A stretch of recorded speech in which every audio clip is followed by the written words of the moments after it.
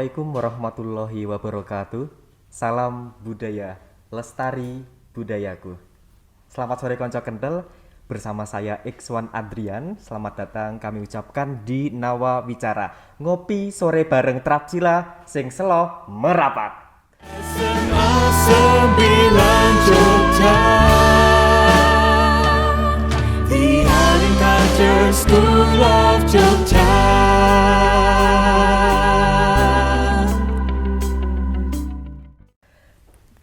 Jadi di podcast kali ini saya tidak sendiri, saya bersama dengan salah satu pemerhati budaya di kota Yogyakarta, di daerah istimewa Yogyakarta ya maksudnya ya, yaitu beliau adalah Ibu Ende Artian dari Esos MA.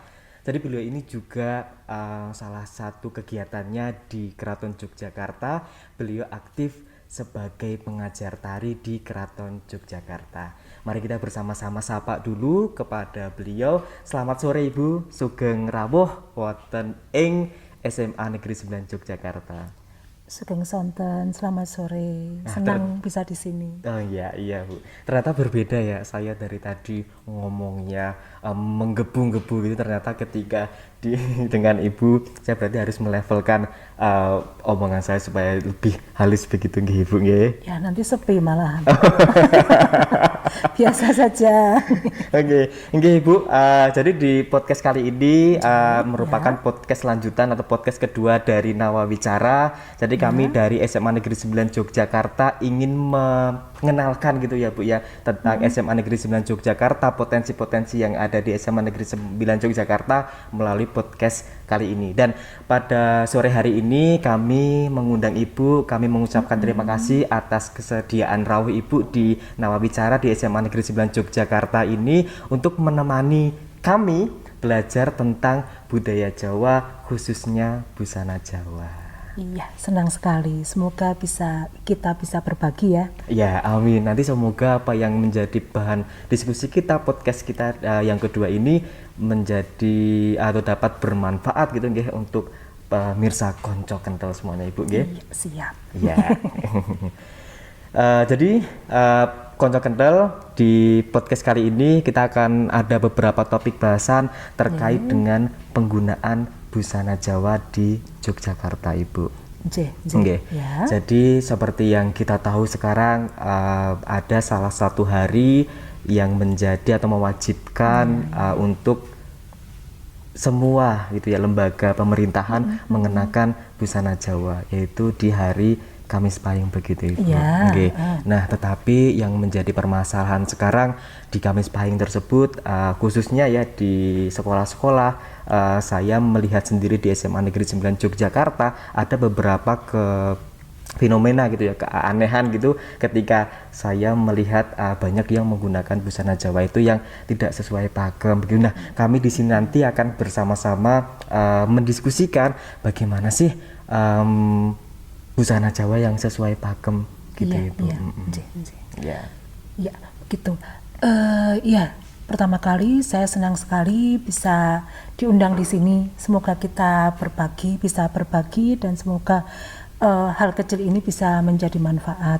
Nah, satu khusus tadi untuk yang Mas Iswan katakan bahwa berkaitan dengan kemis paingan, busana yang dipakai ketika kemis paingan itu diwajibkan di instansi pemerintah, instansi negeri di daerah istimewa Yogyakarta untuk mengenakan busana gagrak ngayu Jakarta. Nah, satu saya ingin menyoroti masalah penggunaan istilahnya. Itu di situ mungkin tertulis memakai busana gagrak ngayu Jakarta, tapi selama ini yang populer kemudian orang mengatakan memakai busana gagrak. Padahal gagrak sendiri itu punya arti style atau gaya. Nah, gagrak itu bisa jadi gagrak Surakarta, gagrak mana, karena arti kata gagrak itu adalah style. Jadi ketika kalau kita bicara pakai busana gagrak, ya gagrak mana dulu gitu artinya. Kemudian mari kita mengawali segala sesuatu dengan setidaknya step kebenaran gitu. Nah, saya sangat berharap bahwa kita bisa menyebutnya. Jangan sampai menyebutnya dengan benar, jangan sampai ngomong wae kleru apa meneh nganggo. Nggih. Iya. Iya. Berarti yang benar itu ketika sering menyebutkan adalah busana gagrag Ngayu Jakarta Yogyakarta. atau Yogyakarta. Yogyakarta. Yang jelas ada keterangannya. Karena nanti yang akan dipakai adalah busana-busana yang mengacu pada kaidah busana Yogyakarta, gaya Yogyakarta. Makanya ada lengkapnya. Lah kalau bilang busana gagrag saja bisa dong.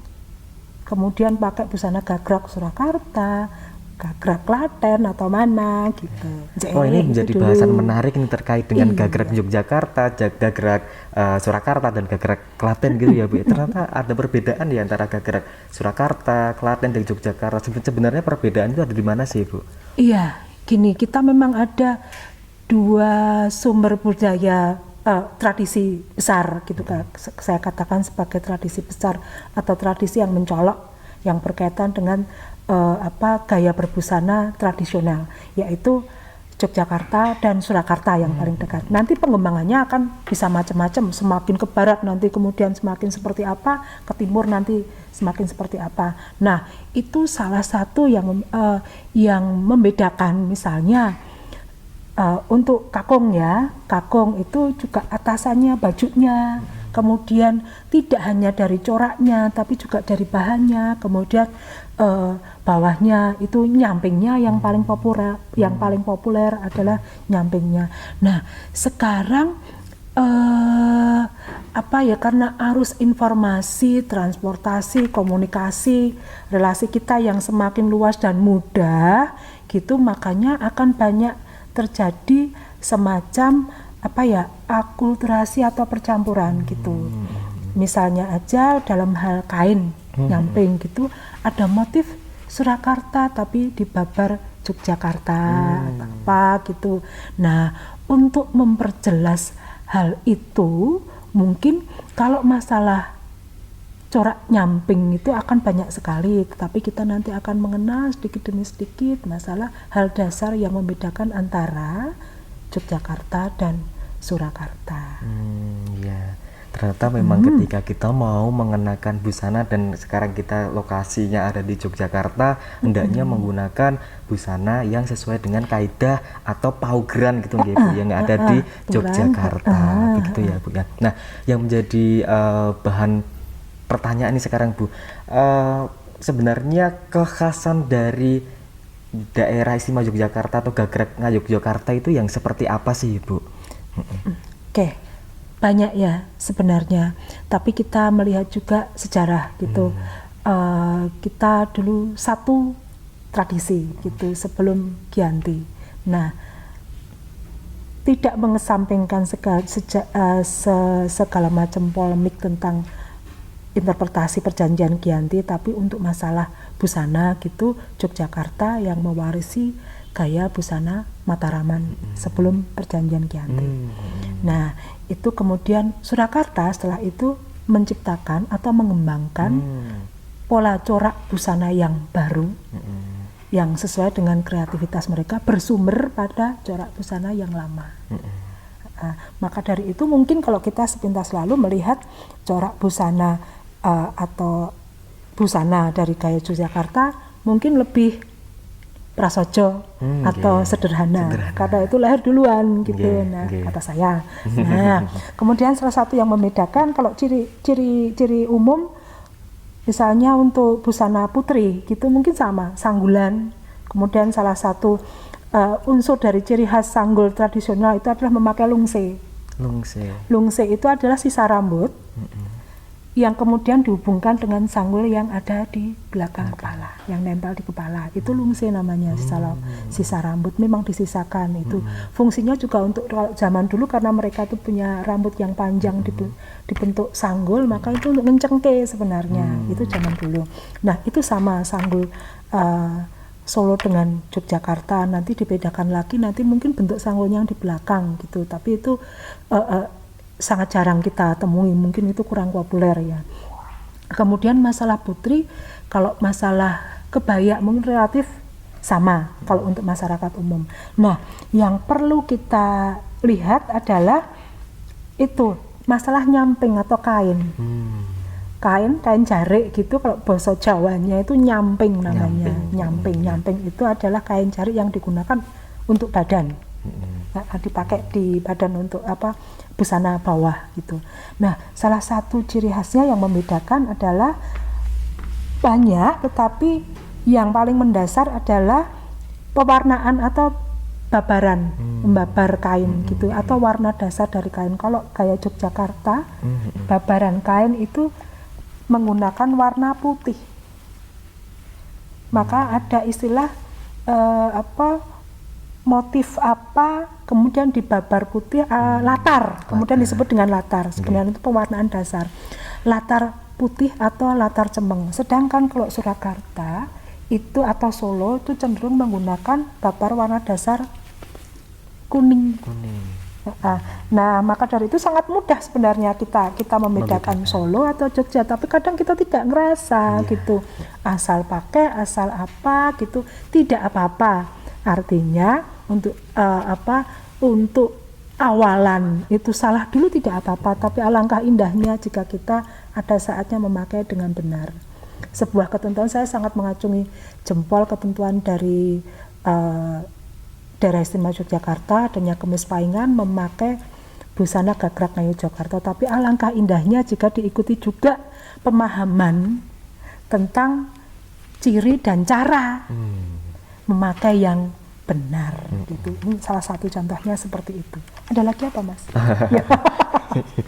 Ya benar, ternyata memang kita mengenakan busana itu merupakan hasil dari pewarisan tradisi yang sudah ada dari sejak zaman dulu nggih Ibu nggih. Jadi lebih baik ketika kita mengenakan yang benar gitu nggih, yang terp dan leres gitu. Nah, seperti contohnya Ibu sudah memberikan contoh jarik atau nyamping ya dari Yogyakarta dan dari Solo. Nah, ketika kita melihat Ibu sekarang itu fenomenanya banyak sekali yang menggunakan nyamping atau jarik itu yang bledeng gitu loh Bu, langsung jahitan. Iya, langsung masuk gitu ya.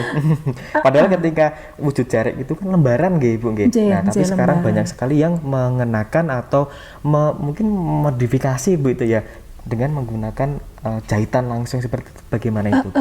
Itu mungkin berpikir praktis ya, berpikir bahwa itu akan lebih praktis dan mudah. Tapi sebenarnya itu menyulitkan ya, karena apa? Ketika kita memakai jarik yang sudah jahitan, kita seperti halnya memakai rok span, karena itu dijahit mati ya, istilahnya kalau orang Jawa bilang itu dijahit mati gitu, sehingga kita sebenarnya bergerak kurang leluasa. Tetapi jika kita mengenakan jarik lembaran, itu kita bisa lebih leluasa sebenarnya. Kami abdi dalem biasanya ke keraton itu dari rumah sudah berkain, itu perempuan. Baik kita menggunakan motor metik maupun motor yang bergigi. Gitu, dan itu sepertinya sampai saat itu tidak pernah ada kasus kecelakaan atau apa gitu karena nyamping yang kekebut ruji atau apa, itu tidak pernah gitu. Nah, yang laki-laki juga seperti itu. Nenek moyang kita sudah sangat bijak untuk menciptakan busana tradisinya, seperti busana kakung. Dipakai itu sangat praktis. Artinya tidak menyulitkan, dan itu tidak menyulitkan, sangat praktis dan tidak mengganggu. Nanti di belakang kita bisa mempraktikkan ya, menggunakannya, bahwa memakai busana gaya Yogyakarta itu tidak menyulitkan dan tidak mengganggu. Nanti kita tunggu ya teman-teman bersama-sama untuk kita menyaksikan bagaimana cara nyamping, cara jarik, cara menggunakan jarik yang benar begitu ya Ibu. Masih topik dengan jarik Ibu tadi disampaikan bahwa ternyata ada perbedaan begitu ya Bu antara jarik gagrak Yogyakarta dan Surakarta. Untuk penggunaan sendiri apakah ada perbedaan atau tidak ya Ibu? Ketika dikenakan begitu, itu Solo, itu Jogja, selain dari warnanya itu Ibu. Bisa. Yang kedua, setelah kita menengarai dari motifnya, kita juga menengarai, kita kalau memakai nyamping itu secara umum ya, untuk masyarakat umum ada yang namanya wiru. Wiru itu kalau dari gaya Yogyakarta, wiru itu kelihatan seretnya. Seret adalah sisa kain. Ini punya maknanya luar biasa, nanti mungkin saya jelaskan kenapa seret itu seret itu ada di tengah. Kenapa orang Jogja memanfaatkan seret tanpa saya mengesampingkan atau kemudian mengunderestimate corak tradisi lain yang tidak menggunakan seret. Nah, perbedaan dengan Solo, seretnya itu justru disembunyikan, jadi tidak kelihatan.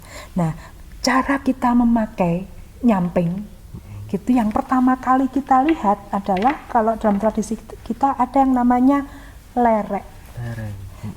Lerek itu adalah semacam pola yang berbentuk garis. Nah, semacam pola yang berbentuk garis. Ini yang disebut lerek atau lereng.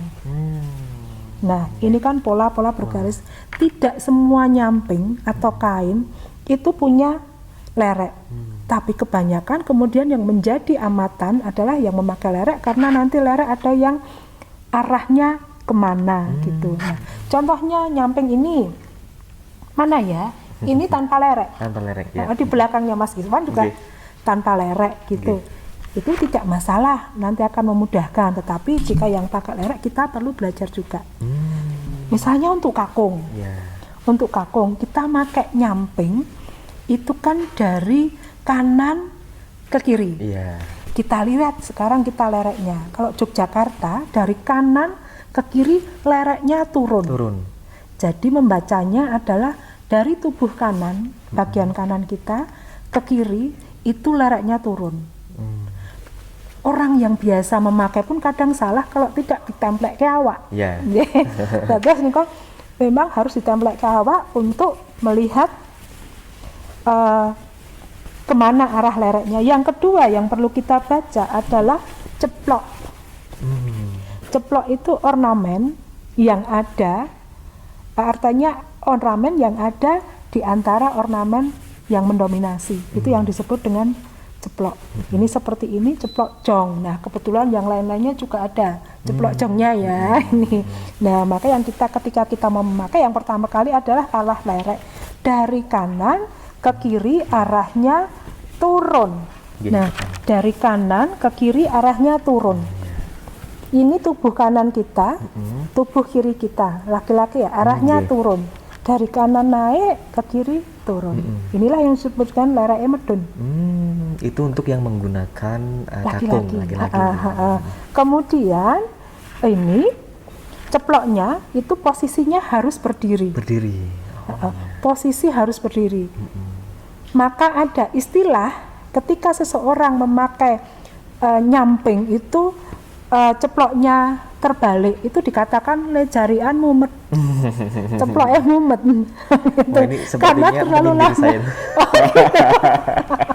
Sedang mumet itu. Saya sering menggunakan, mungkin saya kelupaan itu. Itu mumetnya medis ya. Dan mungkin untuk konco-konco kental yang sedang menyaksikan podcast kali ini juga bisa untuk belajar juga ya Bu ya, bahwa ketika ada gambar itu jangan sampai gambar yang seharusnya ada di atas, atau ceplok tadi nggih Bu, yang seharusnya ada di atas ditaruh di kewale gitu nggih Bu. Orang Jawa kan menegur dengan cara sindiran yang kadang-kadang sindiran itu cukup pedas. Itu mak dlut nanti kalau bahasa sekarang itu. Sepertinya lebih efektif dan tidak terlupakan. Makanya itu kemudian menjadi orang lebih ingat. Seperti saya ketika di keraton tanpa subang, umur saya 18 tahun, wajib memakai subang, hanya beberapa orang aja perkecualian yang diperkenan untuk memakai subang, yaitu orang berduka, orang hamil, dan inyo, itu abdi dalem yang tugasnya menyusui. Ketika saya tidak memakai subang, gitu, tetua-tetua, guru-guru saya waktu itu mengatakan ngerbini itu hamil. Umur saya 18 tahun, waktu itu mapleng, ngerbini, menopo, ngerbini, ternyata itu sindiran karena saya tidak memakai subang. Bahkan kalau misalnya saya salah dalam mengenakan nyamping, dibilang anak siapa ya? Nah, wah itu langsung menjadi bahan pertanyaan gitu. Iya, dan itu Ingat, bahkan saya sampai seusia sekarang pun saya masih ingat ketika saya tidak memakai subang. Waduh.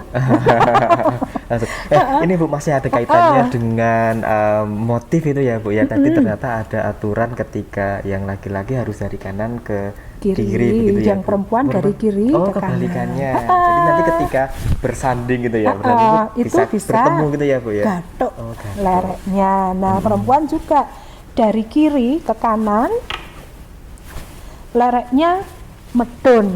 Ini tinggal dibalik.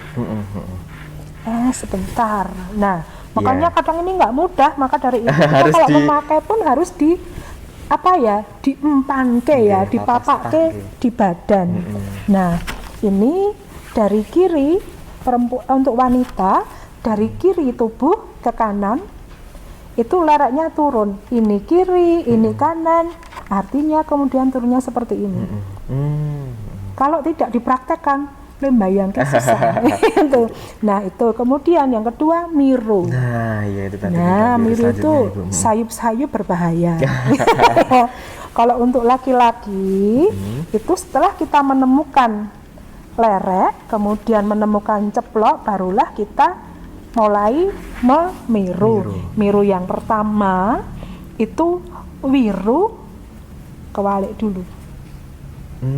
Nah, diwalik dulu selebar 3. Kalau dulu tuh 3 jari ya. Kalau dulu mengatakan 3 jari untuk laki-laki, 2 jari untuk perempuan. Nah, ini jari saya antara jari. Nah, itulah kalau dulu kan jarinya kecil-kecil. Kalau sekarang kita bisa dibilang jempol semua ya, karena lebih besar. Itu sekira-kira 3 sampai 4 cm. Untuk laki-laki. 3 sampai 4 cm kita tekuk. Setelah kita tekuk seperti ini, baru kita lipit-lipit seperti ini agar dia terbentuk. Kalau yang ahli dari kiri kanan Mas, langsung bertemu gitu ya. Tapi itu cukup susah juga. Tuh. Kemudian setelah itu baru kita balikkan. Nah, nah seperti ini. Jadilah kalau sudah jadi.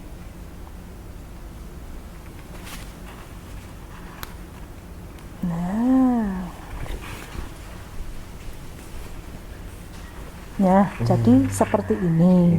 Nah, kemudian baru dijepit. Nah, yang perempuan demikian juga seperti itu.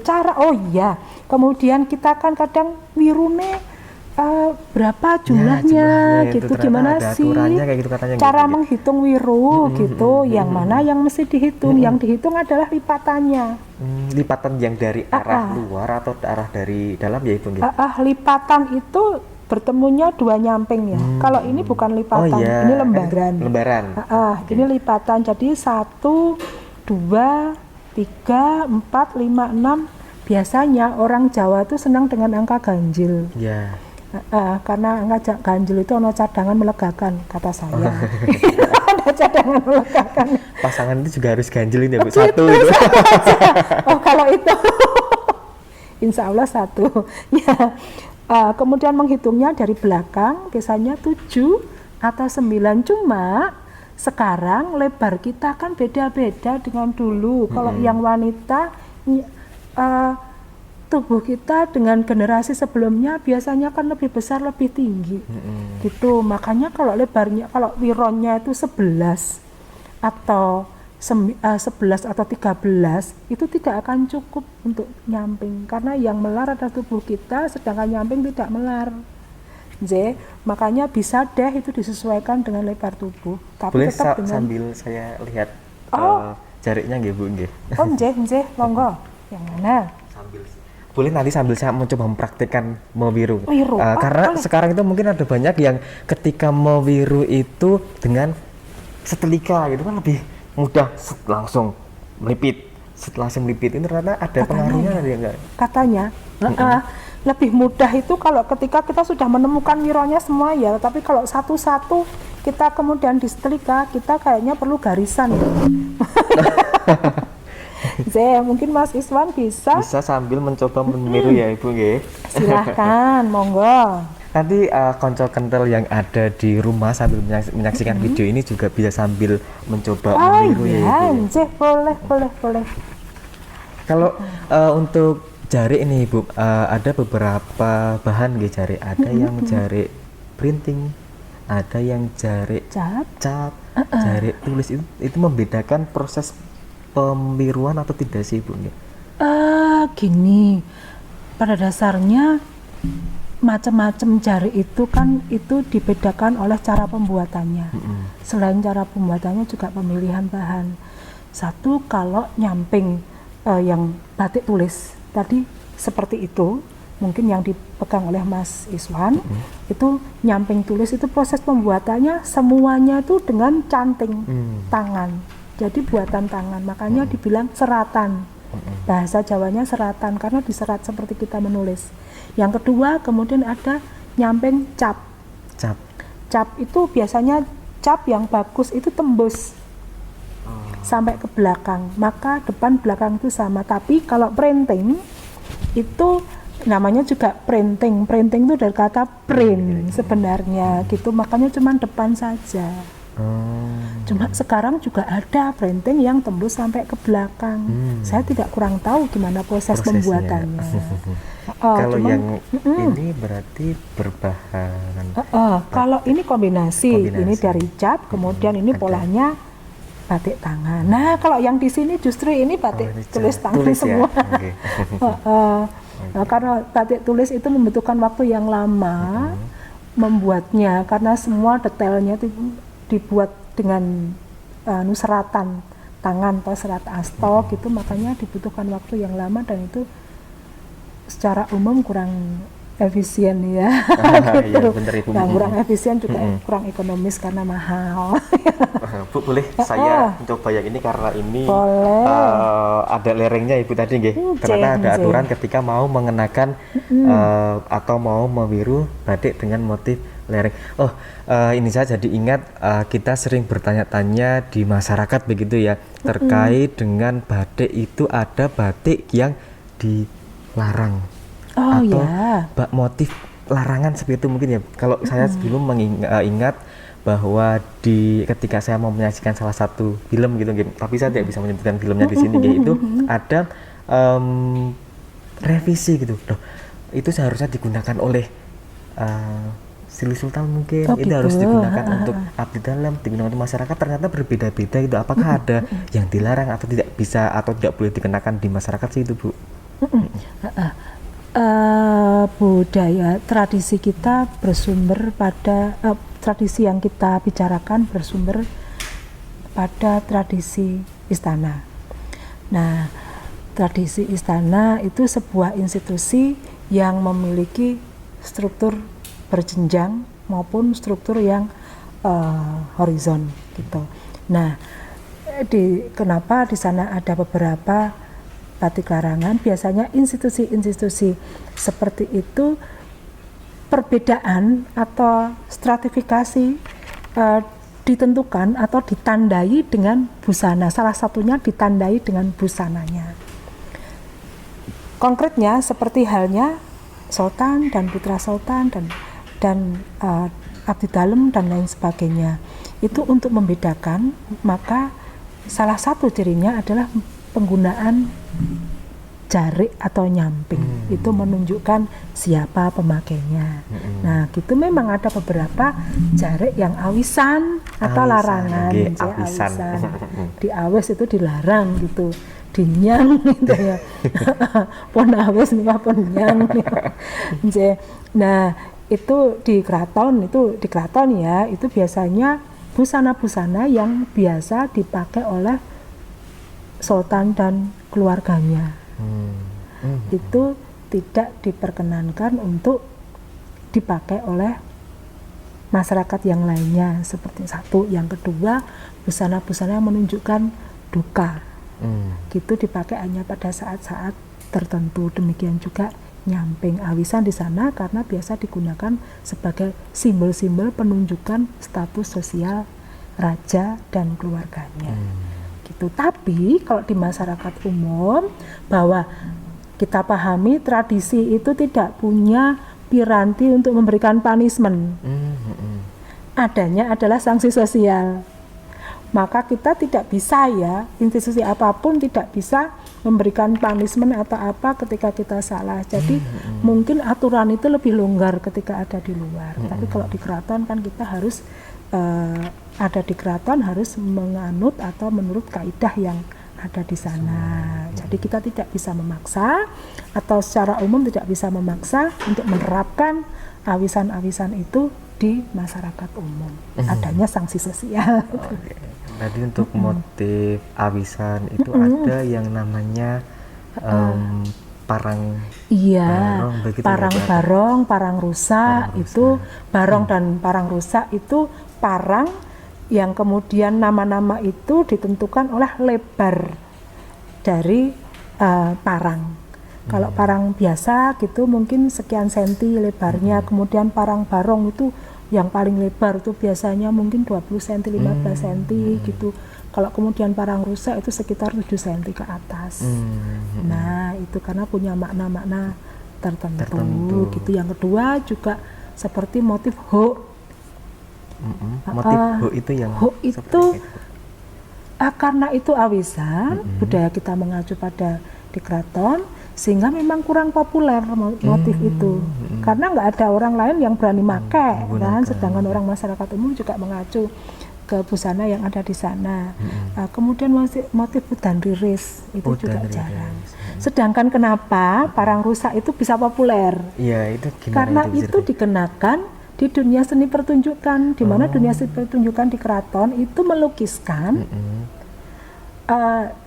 apa-apa yang terjadi di pada kalangan kalangan raja dan pangeran gitu, dan sebenarnya seperti itu. Pertunjukan begitu ya, makanya Maka dari masyarakat itu langsung bisa lihat kenapa itu kemudian parang rusak dan parang barong itu terkenal di masyarakat umum.